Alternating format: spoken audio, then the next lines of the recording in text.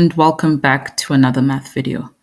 In this video, we're going to be covering questions 5 through 8 of the St. John's DSG grade 10 math exam from 2019. In question 5, we're going to be algebraic expressions, and we're going to be leaving our answers in the positive exponential form. So let's jump right into it.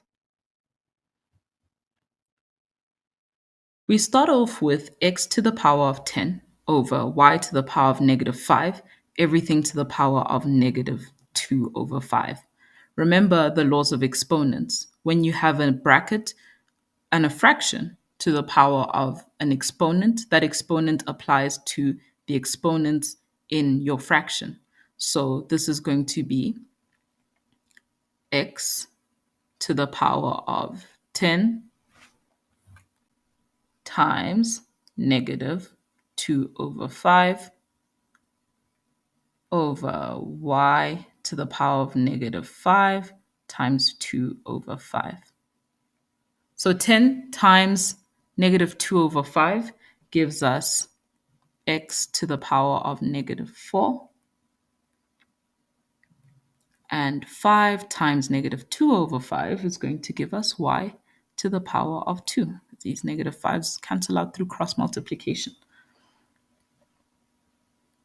And now remember, we want our answer in the positive exponential form. So we can rewrite this as by bringing the x to the power of negative 4 to the denominator and rewriting this as 1 over x to the power of 4 y squared. So let's rewrite that neatly on the other side. 5.1. Our answer is 1 over x to the 4 y squared. That's your 3 marks. For 5.2, we have 6a to the power of negative 2 times 3 to the power of 3a plus 1, everything over 18a. So here, we're going to have to change our numbers into their prime bases. Let's actually take a screenshot of this and move somewhere where we have a little bit more space.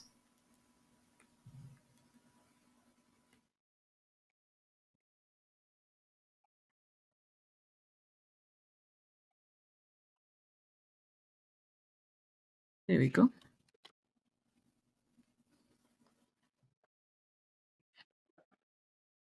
So we have 6a minus 2. How would we write this in its prime form? 6 can be rewritten as 2 times 3. And all of this is to the power of a minus 2. So that's a minus 2. 3 can just remain as it is because 3 is a prime number. 3 to the power of 3, a plus 1. And how about 18? Well, for 18, we can write, we know that 18 is 2 times 9. So 9 can be rewritten as 3 squared. So we can have 2 to the power of a times 3 squared times a. So that's going to be 3 to the power of 2a. So we've changed it into its prime basis. And now we're going to expand these multiplications that we have over here.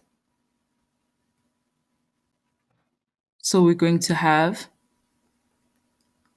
2 times 3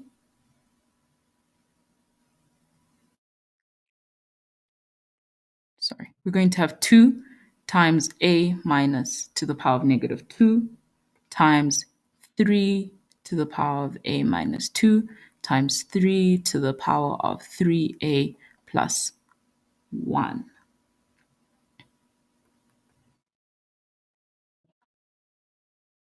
And we're going to keep our denominator as it is for now. 2 to the power of a times 3 to the power of 2a. Now we can combine this 3 to the power of 2a minus 2 and 3 to the power of 3a minus 1 plus 1.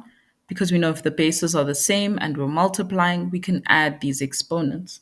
So if we have a minus 2 plus a plus 1, a plus a gives us 2a negative 2.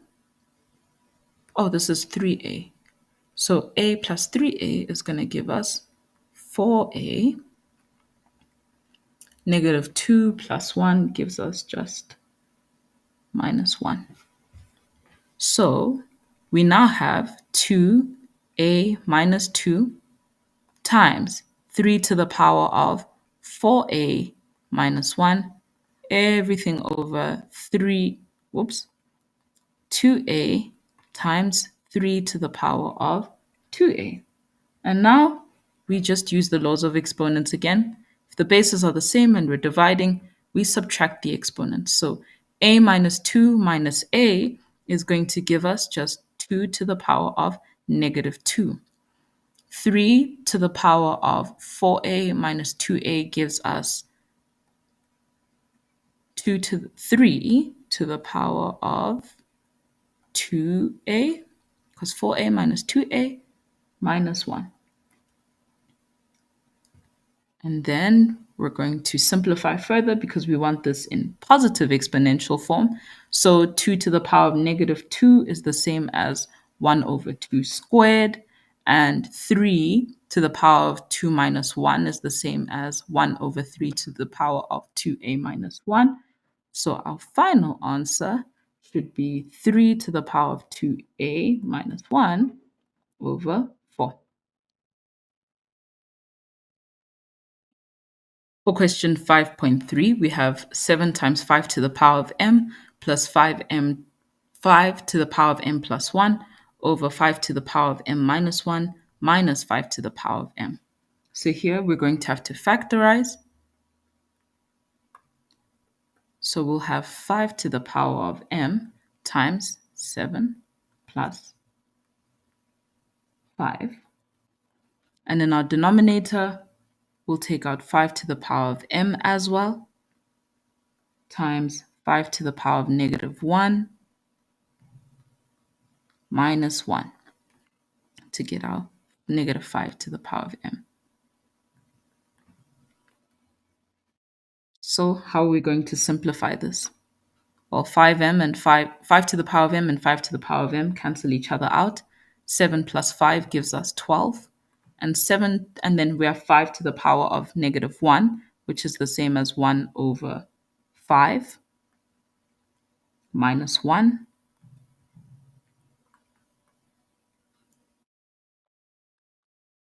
So this is the same as 12 over negative 4 over 5. And if you simplify this in your calculator, you'll get negative 15. And that's it for question 5.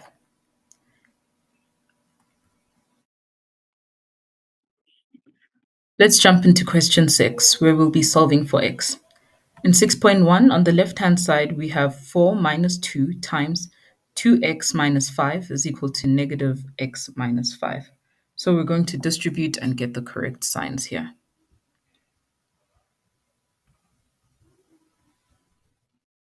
So let's actually work on it up here. 6.1.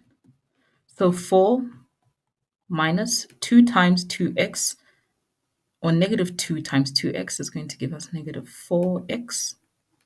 Negative 2 times negative 5 is going to give us positive 10, is equal to negative x.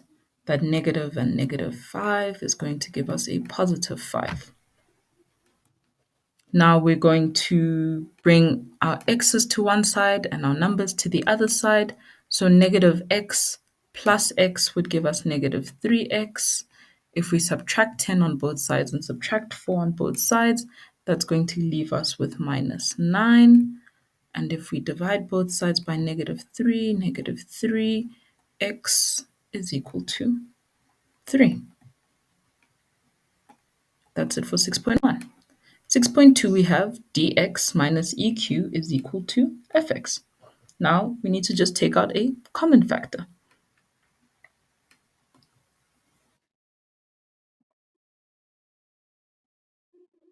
If we take x times d minus f, we can set that equal to eq just by rearranging our formula. So x will then equal to eq over d minus f. So rearrange our formula, common factor x, and we are left with x is equal to eq over d minus f. Now for 6.3, we have 1 over x plus 3 is equal to x minus 1 over negative 3. So we need to find our lowest common denominator here, which is going to be negative 3 times x plus 3. So we have 1 over, okay, let's just write down our LCD.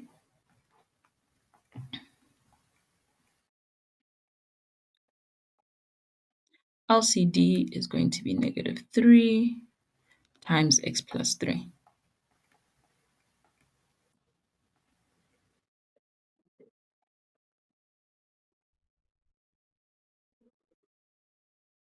So we can rewrite this and have negative 3 on the left-hand side, and on the right-hand side, we can have x minus 1, x times x plus 3 from our cross multiplication. And we'll have negative 3 is equal to, if we FOIL, x times x gives us x squared, x times 3 gives us positive 3x, negative 1 times x gives us minus x, negative 1 times 3 gives us minus 3. Still with our negative 3 on the left-hand side, we have x squared. My 3x minus x is just going to give us minus 2 plus 2x minus 3. If you bring everything to the right-hand side, set the left-hand side equal to 0, we'll be left with x squared plus 2x. Because by adding 3 on both sides, these 3's will cancel each other out. So 0 is equal to x squared plus 2. If we can take out a common factor here, we'll have x times x plus 2. So we have two options. X is either equal to 0 or x is equal to minus 2 from our bracket over here. That's it for 6.3. 6.4, we have an inequality. Let's rewrite it on this side. We have negative 7, 2 minus 3x less than or equal to 5. There we go. We're going to subtract 2 to get negative 3x alone. So negative 7 minus 2 gives us negative 9, negative 3x. And by subtracting 2 from 5, we have 3. And then move up a little bit. We're going to divide both sides by negative 3 to get x alone. So if we divide by negative 3, divide by negative 3, well, also the sides by negative 3, the signs are going to change. So we're going to have 3. This is going to be a greater than sign. We'll be left with x, and we will be left with negative 1 on the side. Let's rewrite this nicely. So x must be greater than or equal to negative 1 or less than 3. And we have solved for x in this inequality.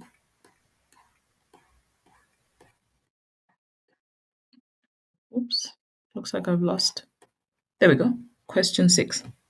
So 6.5, we have 3x squared plus 5x is equal to 1 over 81. Interesting one. How are we going to do this? Well, we're going to, let's move this way. We can rewrite this as 3x squared plus 5x is equal to 3 to the power of negative 4. So 1 over 81 can be rewritten as 3 over negative 4 because 1 over 81 is the same as 1 over 3 to the power of 4. And if we just make it a negative exponent, it's going to be negative 4.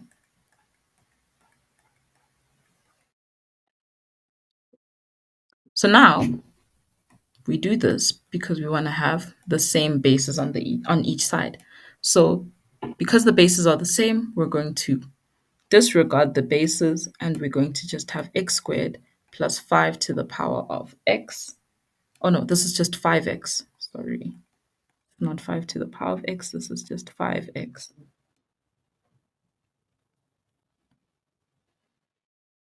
So this is x squared plus 5x is equal to negative 4.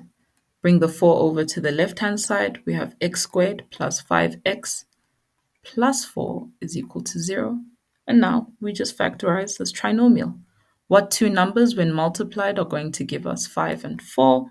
When we add them together as well, we can have x plus 1 and x plus 4 equals to 0.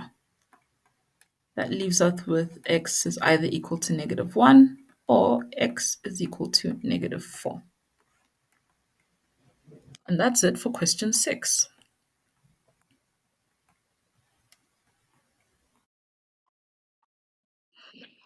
Let's take a look at question 7, which has to do with distance and time. Question 7. Plane A takes off from King Shaka International Airport heading towards Cape Town International Airport. At the same time, plane B, so maybe let's highlight them in different colors. So plane A, it leaves from King Shaka in Durban and it's headed towards Cape Town.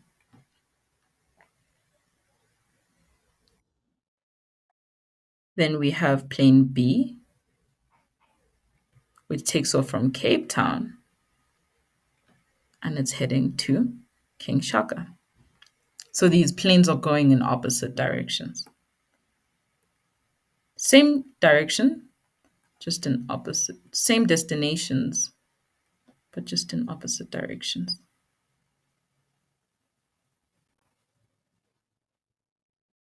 Right? So this one's going east to west, this one's going west to east. Now, plane B, we're told, is flying 20 kilometers slower than plane A. So this plane is flying at x kilometers per hour, and plane B is flying at x minus 20 kilometers per hour. The airports are 1,634 kilometers apart. So we have a distance here. And the planes meet after 54 minutes. So that means that they pass the same point after 54 minutes. Now we're asked to calculate the distance from King Shaka International Airport at which they meet. So, and the speed of each plane. So we need to find out where exactly did they meet? What's the distance from King Shaka International Airport? And what was the speed of each plane? Let's summarize that information.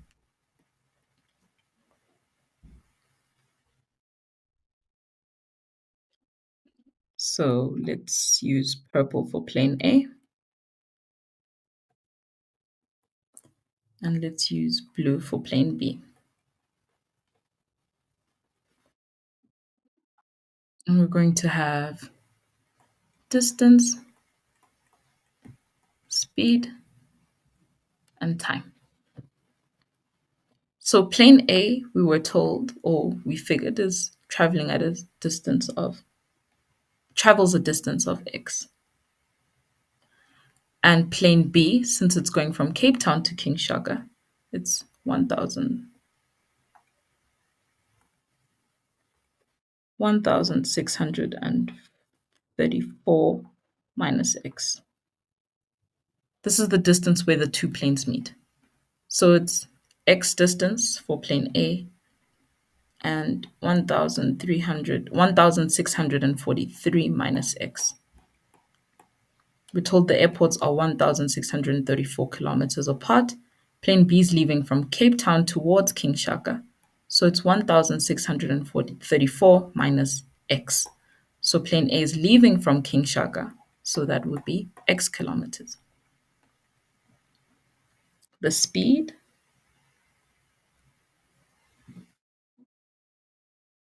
at which they're traveling, we know speed is distance over time.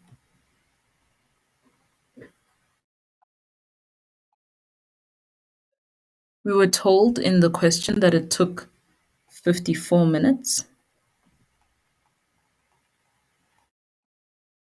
to get to the point where they met. So if we divide that by 60, that's going to give us zero point 0.9 hours. So it took both planes zero point 0.9 hours to get to the same point. So speed, we said, is distance over time. So that would be x over zero point 0.9. And for plane B, that would be 1,634 minus x over zero point 0.9.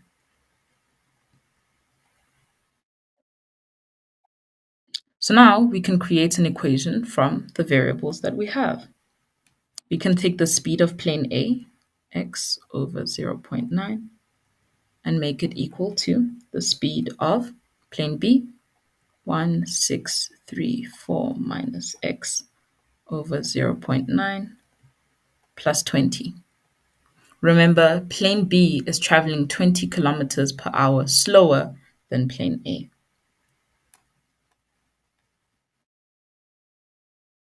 Now we can simplify this. Our common denominator is 9. So we can have x is equal to 1,634 minus x plus 18.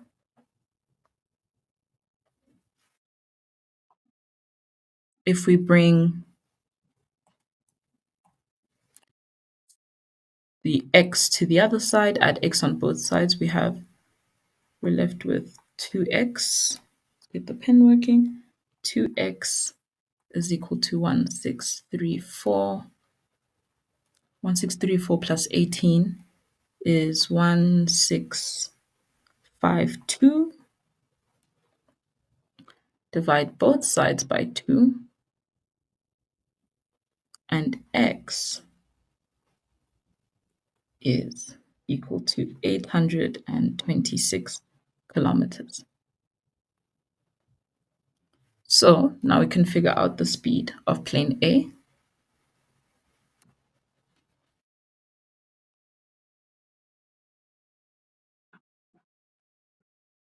So the speed of plane A is the distance over zero point 0.9. So that's 826 over zero point 0.9.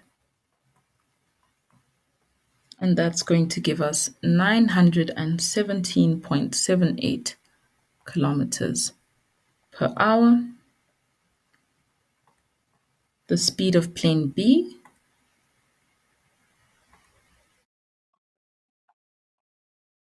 is 917.78 minus 20, which is 897.78 kilometers per per hour. So we found the speed of both planes, plane A, plane B, as well as the distance at which they meet. Now for the last part of the video, we're going to do some trigonometry.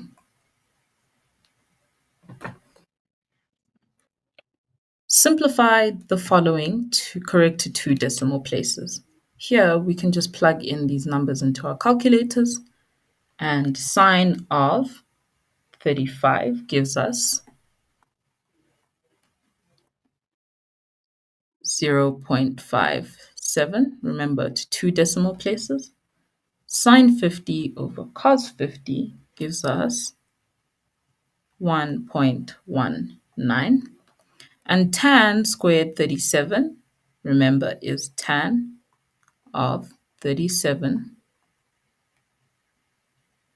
squared, which is the same thing as tan of 37 times tan of 37, which gives us 0.57.